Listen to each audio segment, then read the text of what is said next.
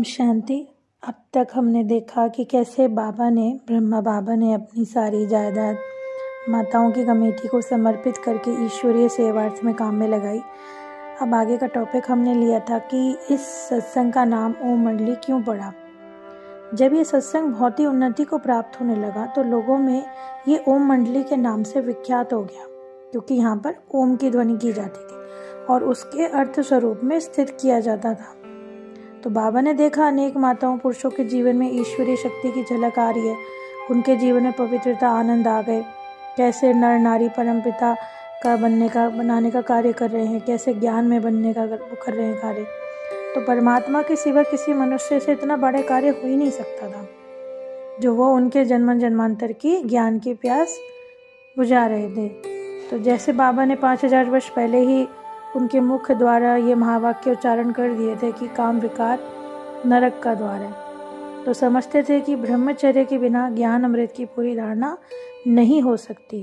काम विकार को ही मूल पलीति कहा गया है। यही हलाहल विषय जो कि आत्मा को पतन के गर्त में धकेलता है। तो सत्संग में आने वाले नर नारी ने ज्ञान अमृत का रस चख लिया। उन्हें पवित्र जीवन का आनंद मिल रहा था। मन ही मन सोच लिया कि अब वो पवित्रता पूर्वक जीवन व्यतीत करेंगे। उन्हें काम विकार वाला जीवन बिल्कुल गंदा और वासना भोग उन्हें मृत्यु से अधिक दुखदायी लगने लगा। ज्ञान अमृत पीने और पिलाने के लिए स्वीकृति पत्र लाने का आदेश। जब परम पिता परमात्मा जो तीनों कालों को जानते हैं, उन्होंने बाबा के तन में प्रवेश करके निर्देश दिया कि सभी अपने पिता अभिभावक संरक्षक से पत्र ले आएं, जिसमें ये लिखा हो कि वो अपनी पुत्री बहू पुत्र को ओम राधे के पास जाकर ज्ञान अमृत पिलाने और जीवन को पवित्र बनाने के लिए खुशी से छुट्टी देते हैं। जिन माताओं कन्याओं बालकों के माता पिता परिवार के जन आते थे, उन्हें ऐसा पत्र लाने में कोई कठिनाई नहीं हुई। परंतु जिस महिला का पति सत्संग में नहीं आता, उनके अभिभावक या खान पान व्यवहार संस्कार उनके तमोगुणी भौतिकवादी पाश्चात्य सभ्यता से रंगा हुआ था, उन्हें पत्र लाने में कठिनाई का सामना करना पड़ा और वो ज्ञान अमृत पिए बिना रह भी नहीं सकती थी। परंतु दूसरी ओर उन्हें पत्र भी नहीं मिलता था। तो नाबालिग कन्याओं और कुमारों की भी सभी उच्च धारणाओं परिवर्तनों का ऐसा पत्र ले लिया, जीवन आदि का प्रभाव, जिससे कि उन्हें उत्तम सत्संग में प्रवेश मिल सके। वास्तव में ये कुछ ही लोग समझ पाते थे कि किस प्रकार का सत्संग है। एक और तो वहां जाने से नर नारियों के जीवन में परिवर्तन आशातीत हुए और दूसरा ऐसे भी हो जाता था कष्ट भी। तो ऋषि मुनियों को भी एक साक्षात्कार होना का कष्ट साध्य है। तो वहाँ भी छोटे बड़े सभी लोगों को कृष्ण का ब्रह्मा बाबा के रूप में साक्षात्कार कलयुगी महाविनाश का इस तरह से हुआ। तो उनमें से कई लोग पत्र में जब नहीं लेके आते थे या संपर्क में आते, तो जीवन में उनके सहज ही अनुभव होता।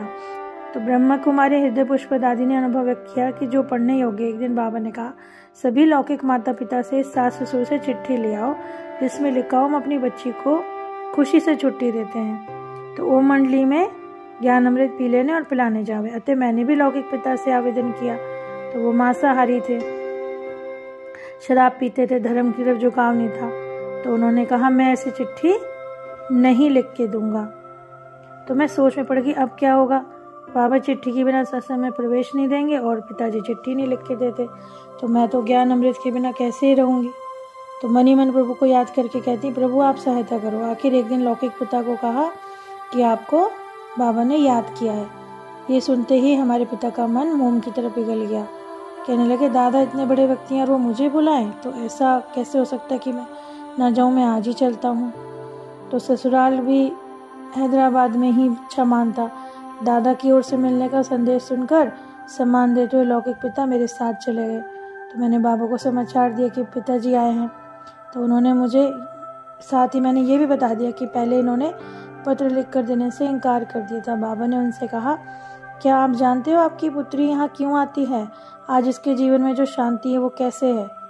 थोड़ा ज्ञान दिया। ओम राधे को कहा उन्हें और विस्तार से स्पष्ट करे। तो ओम राधे ने समझाया, आप चैतन्य आत्मा हो, आपका भी एक शरीर आपका मंदिर है। मंदिर में कभी भी मांस मदिरा का भोग नहीं लगाया जाता। इस प्रकार ओम राधे ने ऐसे प्रभावशाली तरीके से उनका जीवन पलट दिया। उन्हें अपनी अंतरात्मा में महसूस हुआ कि भाई ये सब करके, क्रोध आदि करके मैंने बहुत पाप किए हैं और अब शरीर रूप मंदिर में रहने वाला मैं एक ऐसे चैतन्य देवता हूँ और उन्होंने शराब की बोतलें उठाकर बाहर फेंकनी शुरू कर दी। तो इतनी कीमती शराबों को देखकर फेंकता हुआ लौकिक भाई बोला, आप इन्हें सड़क पर क्यों फेंकते हो, हमें दे दो। तो पिताजी बोले, जो पाप हमने छोड़ दिया वो आपसे भी नहीं कराएंगे। उसी दिन से पिताजी शाकाहारी बनकर और अशुद्ध भोजन हमारे घर में निषेध हो गया। तो इस तरह से मतलब आश्चर्य भी होता था लोगों को कि भाई कैसे लोगों का जीवन संस्कार ऐसे बदल जाते हैं, कैसे वासना की लत छोड़कर आत्मा की प्रभु से सच्ची लगन जुट जाती है। इस तरह बहुत सी कन्याएं माताएं जो भाई पत्र लिखवा लाए थे, स्वयं बाबा ने लौकिक पुत्री को, बहू राधिका को, अपने धर्मपत्नी को ऐसे पत्र लिख के दे दिए। तो कुमारियों और बच्चों दोनों के लिए शिक्षा का प्रबंध किया। तो बाबा को ये विचार रहता था कि आध्यात्मिक शिक्षा भी कराई जाए और लौकिक विद्या भी। तो उन्होंने बचपन से ही बच्चों को गुरुकुल का शुद्ध वातावरण जो कल्याण में हो उसके लिए 7 से 12 बजे कन्याओं को शिक्षा भी, मतलब उन्हें लौकिक शिक्षा का भी बाबा को महत्व पता था कि स्पिरिचुअलिटी तो है ही, अध्यात्म तो है, लेकिन हमें बच्चों की लौकिक पढ़ाई पर भी ध्यान देना है। तो बच्चों की शिक्षा के बारे में गीत गाया जाता था, हे माता के हाथ के बच्चे का खुशगवार बचपन है, माता के हाथ के बच्चे का जीवन होती है जिंदगी की पहली बहार बचपन, माँ बाप ज्ञान रास्ता बच्चों को सुनावे, बच्चे को धर्म विद्या शुरू से पढ़ावे।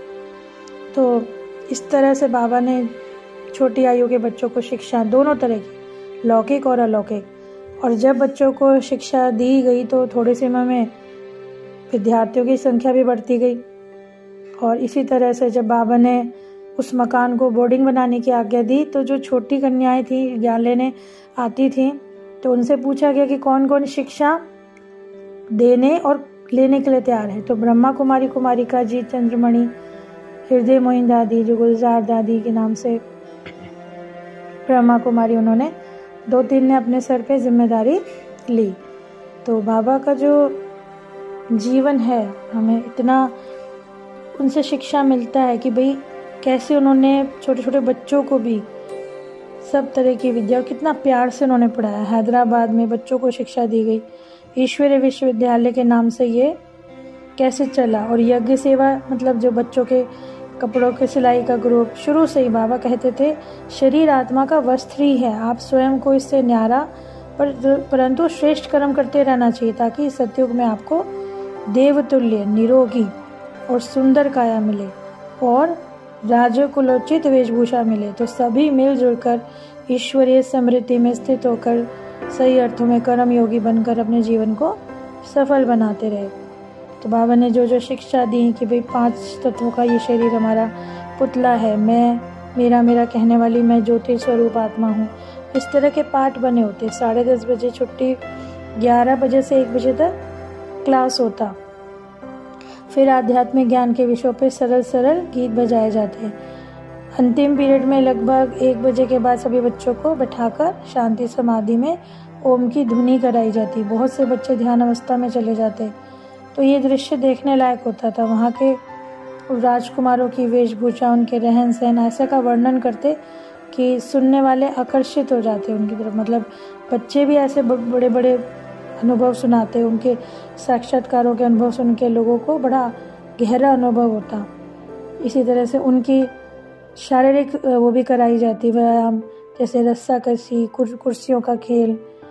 और जब रात को जब सोते तो बच्चों के लिए गीत बजता, सो जा राजकुमारी सो जा। तो ये गीत सुनकर सभी आत्मस्वरूप की याद में शरीर को ढीला छोड़कर सतोगुणी नींद में सो जाते और शरीर द्वारा कार्य भी होता। इसी तरह से बाबा ने उनको पढ़ाई के साथ साथ शारीरिक उस पर भी ध्यान दिलाया और यूनिफॉर्म के कारण किसी में देहबान ना रह जाए।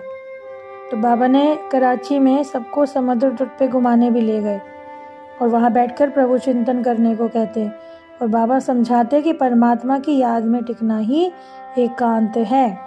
वहाँ की सफाई शुद्धि को, बच्चों को भोजन को, जो सब शिक्षाएं वहाँ पे आती थी, तो बाबा ने उन सब का ध्यान रखा। कई बार तो बच्चे ओम ओम सुनते सुनते ही ध्यान अवस्था में चले जाते और देखते कि भाई वैकुंठ में क्या क्या उनको क्या दृश्य मिलते। छोटे बच्चों में भी मोह नष्ट होने लगा, संस्कारों का परिवर्तन होने लगा। तो बच्चे जैसे अपने कहते ना, हम लोग जब हमें नए संस्कार अच्छे मिलते हैं तो बच्चे पुराने संस्कारों को छोड़ने लगते हैं। इस विषय में बाबा ने सदा ज्ञान युक्त रीतियाँ ही बताई, तो बच्चे अपने अपने संस्कारों को बदलने लगे। तो ब्रह्मा कुमारी चंद्रमणि दादी ने बताया कि जब बाबा से कहती बाबा ये बहुत तंग करते हैं, क्या करना चाहिए, तो बाबा कहते कभी भी मारना पीटना नहीं, जो बुराइयां हैं उनमें उन्हें समझाओ, भली भांति समझाओ, तो उनकी कोई मांग है तो उसको पूरा करो, क्योंकि मनुष्य जो है कर्म करने से, कई बार दुष्कर्म करने से ही पापी बनता है। लेकिन अगर हम उनको समझाना चाहते हैं तो उन्हें सिर्फ डराओ, उनको सिर्फ इस तरह से आदतों को सुधारने को बोलो। बच्चों ने घर छोड़ा है तो इनका ये आवास स्थान है, इसलिए ये चंचलता करते हैं, तो उनसे प्यार से बात करो। तो जब तक नहीं सुधरते तुम इन बच्चों से इस तरह से उनको छोटी छोटी सजाएं दो, जिससे उनका बचपन भी ना हर्ट हो। तो ऐसे बाबा की इतनी प्यारी शिक्षाएं, और किस तरह से बाबा ने देखो लोक लाज भय सारी निंदाओं से अपने आप को देखा उन्होंने पार होते हुए परीक्षाओं से। जब वो जन कल्याण कर रहे थे तो वापस लौटे, तो मतलब बहुत से विषय विकार के प्यासे पति अपना नारियों पे अत्याचार करने लगे, क्योंकि भाई उन्होंने मतलब काम विकार पे उन्होंने मना करा, तो ओम मंडली में जाने से उन्हें रोकने लगे। तो अब कैसे शक्ति में आत्माएं अपने कैसे ऐसे चलने दे सकती थी, क्योंकि सबको पता है हमें आसुरी कर्म छोड़ने हैं। तो इस तरह की औरतों पे भी जब वो होता था तो भी बाबा उनके साथ भी रहे, उन्होंने हमेशा उनका साथ दिया। वो तो विनम्र भाव से पतियों से कहती हैं, आत्मन हम आपके और विश्व के कल्याण की कामना करते हैं, तो हम इस घर को शिवालय बनाना चाहती हैं, यानी मंदिर बनाना चाहती हैं, और जब हम पवित्र बनेंगे तभी हम पवित्र धर्म की स्थापना कर सकेंगे। हम आपसे आत्मिक स्नेह करती हैं, क्योंकि हम परमपिता परमात्मा के पुत्र हैं और आप भी भगवान के ही बच्चे हो। परंतु घर गृहस्थ में रहते हुए भी पवित्रता के मार्ग पर चलें। तो इस तरह से उन्होंने स्त्रियों का भी पूरा मानसिकता उन्होंने बदल दी। परंतु जैसे होता है कि आप किसी चीज़ को वो करो तो वो थोड़ा समय के लिए तो वो होती है, लेकिन वो अपना गुस्सा दिखाते हैं, तो ये माताओं पे थोड़े से होते थे। और बाबा ने जैसे बताया कि भाई इस तरह के काम कर्म भोग जो उनके ना बुद्धि पे पर्दा पड़ जाना, तो वो अपनी पत्नी को निर्दयता से भी मारते। तो पत्नी कहती कि ये छोड़ो, विष है। तो कई तो ऐसे हुए, 2-3 महिलाओं को उनके पतियों ने बहुत पीटा, उनके वस्त्र भी मतलब फाड़ दिए, उनके जेवर भी ले लिए, उन्हें घर से भी निकाल दिया।